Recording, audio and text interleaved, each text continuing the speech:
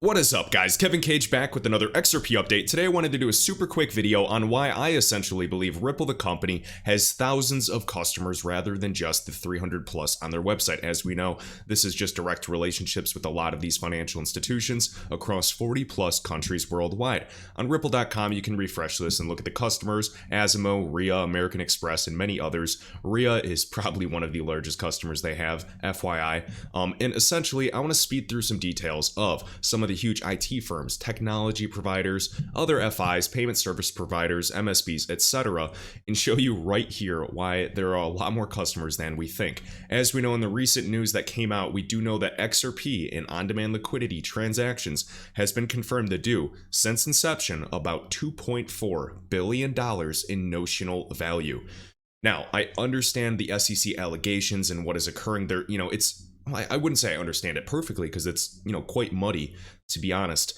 But what my argument is yes, I understand that if there were sales early on of any company, in an uncompliant way or non-compliant security, I get that. I understand the fines, just like, Kin, like EOS. They get a slap on the wrist, they pay their fines, but I still largely believe that XRP will come out of this mess and will be fine. And yes, the XRP ledger, on its own, I think it's going to be very successful with XRP as a native digital asset. But now we have other things going on way beyond just like gaming and RippleX now, but we have Flare networks. And Flare is going to be something that, if successful, will massively complement XRP value and utility as a whole, and potentially even integrate with RippleNet, as we saw Brad Garlinghouse didn't really want to comment on that yet on that recent interview with Julia Chatterley. So that's my speculation. Take that with a grain of salt, but it would not surprise me to see something like that in the years ahead. So we know Ripple has, obviously a lot more than 300 financial institutions, even after the SEC, allegations and, everything, the bad news and XRP price dumping on the 21st, 22nd, they went on to still sign 15 more customers. So very interesting. We know Finastra, huge technology provider, 9,000 large customers, and of the top 50 banks in the world, they're integrated and partnered with the top 48.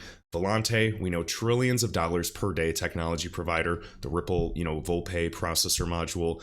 Earthport, don't even get me started, Visa acquired them as well, so connections within connections, and that's at least another 10,000 customers right there.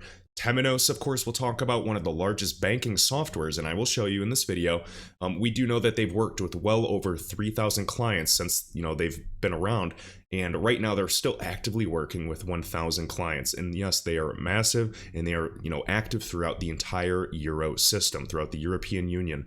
Let's see, Temenos already mentioned. From FIs, tech providers, IT firms, I just really do believe that Ripple the company, their impact really does ripple throughout this entire financial system. So let's show you a few points, and I actually want to give a massive shout out to Demore for sending this first document, and essentially I kind of just spurred this video, so I pulled up a bunch of links to kind of review, and let's get into it. So thank you, Demore Sahami, for sharing this one. So right here, Task Group, I know you guys know them, a huge network provider. Their logo is the owl, funny enough. And I just want to speed through a few things. Welcome 2021, and of course we have some mentions. So first things first, we can see Temenos, the core banking customers. Of course, we do remember about 5 years ago the T24 stack and the Ripple integration, and I just want to show you a few things there. So first things first, Temenos, over 3,000 firms across the globe, including 41 of the world's top 50 banks. Just like Finastra was the top of the top 50, was 48. They rely on Temenos to process the client interactions in daily transactions of more than 1.2 billion banking customers. Remember, unbanked and underbanked populations are just over 3 billion people, so that is also massive opportunity. We can see cloud native, cloud agnostic, API first, digital banking, core banking payments. Again, it's just future proofing, it's agnostic, it's versatile, it can adapt and use whatever type of technology in this new digital landscape that we are seeing. This pandemic has been terrible, don't get me wrong, but it's also really, in my opinion, expedited the amount of digitalization across the globe in terms of everything, not even value, but even logistics and data, you name it. So just wanted to share that. And so we remember this was about, I believe, so about 5 years ago. The Temenos T24 core banking solution integrates Ripple Tech. I'm not going to bore you with the details. You guys know this was huge. We also know Deloitte's involvement, one of the big four. We will also mention KPMG, another one of the big four, so no surprise there.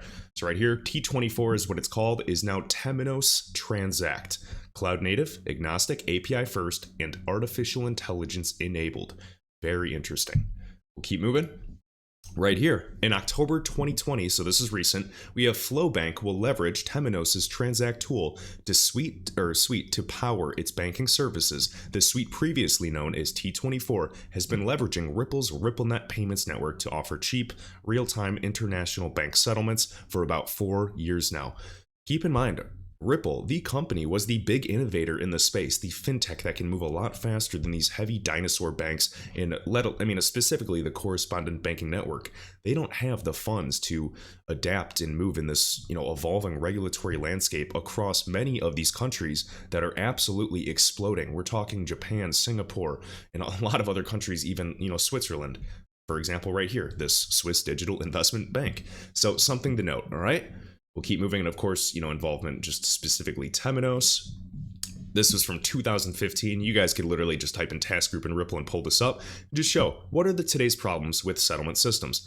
Global settlement systems. Notice, 2+ days to settle. High transaction fees. Transaction banking and the monopoly today exists. It will be leveled, in my opinion. Liquidity, costly. There's reserve requirements and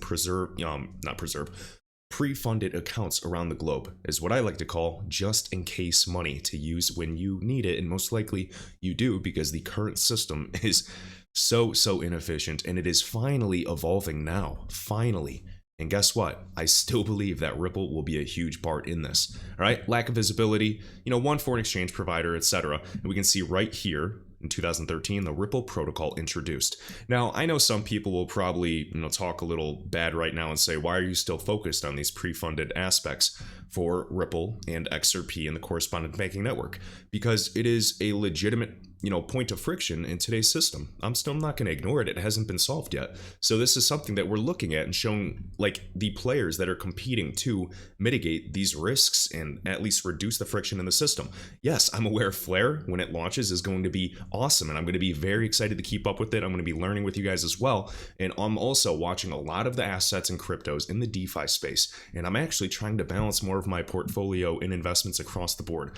Of course, I have my IRA, my individual retirement accounts, old 401ks, REITs, some property, precious metals, crypto, stocks, whatever you want, and just really try to balance and take advantage of these market swings. All right? So just kind of wanted to rant there. And then most importantly, as I show every single time with Ripple on the right here, the open protocol for global interbank transactions. Interbank. Wholesale, guys, not us retailers. All right? And the T24, again, the target two securities real-time gross settlement systems from the very start. So Task Group, this whole network gateway, is at the heart of this European system.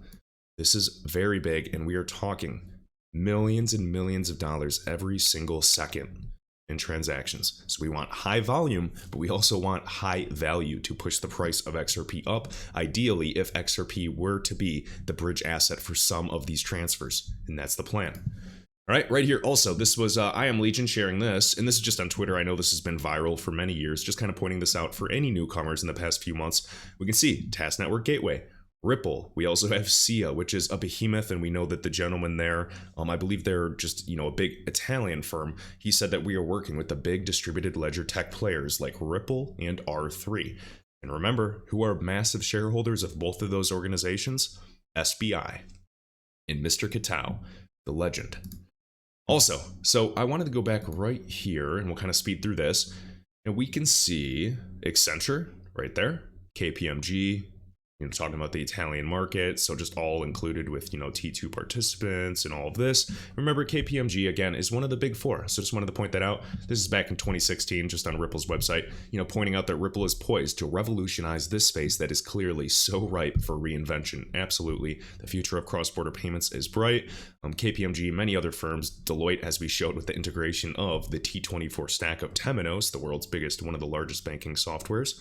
I'm just showing you, additional evidence. There's plenty plenty of more articles and documents that KPMG has that has discussed Ripple and many other banks in the past. Just wanted to pull a basic example up right here as well. Remember Accenture? That was just on the document that Demore shared with us. They're an early investor in Ripple. We know SAP, along with Swift, they joined INAPA, that international blockchain group right here, with many other groups. We know that SAP, and I'm sure many of you have heard of them, have literally helped conduct actual proof of concepts between ATB and Reese Bank, for XRP transfers between banks. And this is years ago, so just showing that. And remember, SAP is involved in that huge network, Ariba network, as well. So I'm not saying that every single network and every single cross-border transfer has to deal with XRP. What I'm saying is that Ripple, the company, is actively and has been actively working and engaged with the top 40 to 50 governments and central banks of the world, and a lot of them are future-proofing and examining different protocols to, again, mitigate the risks, and DLT is an obvious contender and an obvious solution for a lot of this. So I cannot turn a blind eye to this, and this is why I continue to accumulate and hold XRP alongside many other assets, specifically a lot more into the DeFi space and trying to find some gems as well. So just wanted to point that out. All right, then also Accenture, you guys are familiar with them. We know even their background as well, involvement with the e-krona as well in those other countries with CBDCs and R3's involvement, no surprise. Talk about their involvement in Singapore, which maybe I'll just try to move to Singapore in the future, because I think that would be a very great place to attempt to get some citizenship and really take advantage of a lot of great investment opportunities out there as well. Accenture as well, involvement in the digital dollar project, another contender versus, say USD coin, USDC by Circle. And remember, they just had other integrations with, not only working with XLM and Stellar, but Algorand and now even Solana. And I was reading all about that this morning. So things are happening. Assets, the bridges are essentially, the barriers are getting knocked down, and liquidity begets liquidity. So breaking these barriers down, and water now, or liquidity, so to speak, can flow to all of these ecosystems, and it'll make it that much more powerful. The velocity of money is going to be a real thing, and I think that Jevons paradox will apply for the entire cryptocurrency market. The assets that survive and don't go to zero and actually solve real problems are going to explode. There's no in between, specifically for a lot of the assets that I look at and hold per the tokenomics. All right. So this is just another example. I already mentioned Reese Bank earlier.